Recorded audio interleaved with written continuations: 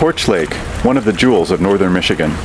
We just spent a wonderful day and a half here, where we met Sharon and Dean Branson, longtime residents who volunteer in areas such as health and environmental conservation. When you hear the word retiree, you don't always think high technology, but I was fascinated to hear about all the ways the Bransons use computers and other technologies in their lives. I'm Sharon Branson. I'm a retired registered nurse. One of the latest things I did in my job was we were given little handheld computers. Nursing notes kind of went out the window, and we were required to do work on a little computer about that big that went in our purses, and it typed everything out at the end of the day.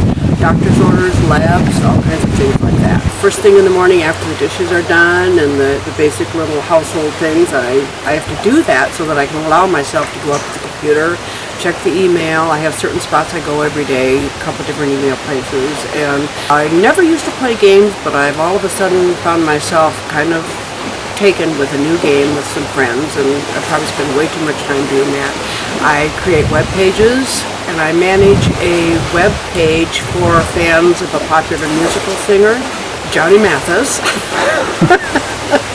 I find emails I have to answer, and we do business. We've just about submitted anything we can to internet in terms of bill paying. Anybody that says, would you like to manage your account on the internet? And we've gotten brave enough to do that.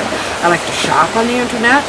I'm Dean Branson, and for 26 years, I worked for Dow Chemical Company as a health and environmental toxicologist and product support person. And then after that, I spent 10 years with General Electric in their plastics division and working on product stewardship.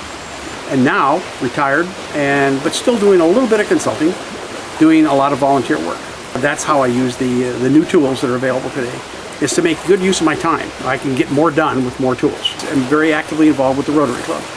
So building budgets, building agendas for meetings, organizing activities and projects, budgets is something you do, and you're working with other volunteers. So they like to do it as efficiently as they can as well. And it's the same with the Lake Association that I'm involved in. It's agendas, budgets, projects, and communications. I wanted to kind of let you put in your words what you feel is so important and unique and sensitive about the environment here. It's all about trying to protect this the way we inherited it, the way we're going to pass it on to the future generations. And I think protecting that and conserving that is not easy to do. One of the stories, I guess, that comes to mind when you ask that question is we were just over in Minneapolis, and there was a nice series of 3 wonderful articles. It's called Losing Our Lakes. And it called to my attention the things that we're working on right now, but we're protecting something which is pristine. And they are trying to recover from the lack of protection of the pristine. So if there's a motivation for why we're doing what we're doing, that's it.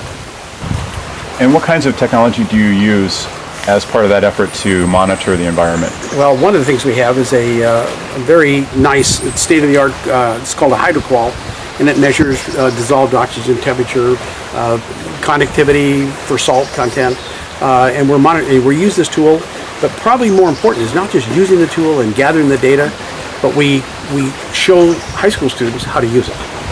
And high school students that have learned how to use it then go on to college. We just had a kind of a poster child that just graduated from MIT and is now on her way to San Francisco to get her master's degree at Stanford in environmental engineering. And I think that this legacy is one of the ways we use that technology. We're here on the SS Badger, a car ferry taking us across Lake Michigan on the next leg of our trip to San Francisco. Next stop, Minneapolis, where we'll be continuing our series of interviews with fascinating people and how they're putting technology to use in their everyday lives. I hope you'll continue to watch our series right here at Xconomy and check out our YouTube channel at youtube.com/xconomywest. Thanks for watching, and I'll see you tomorrow.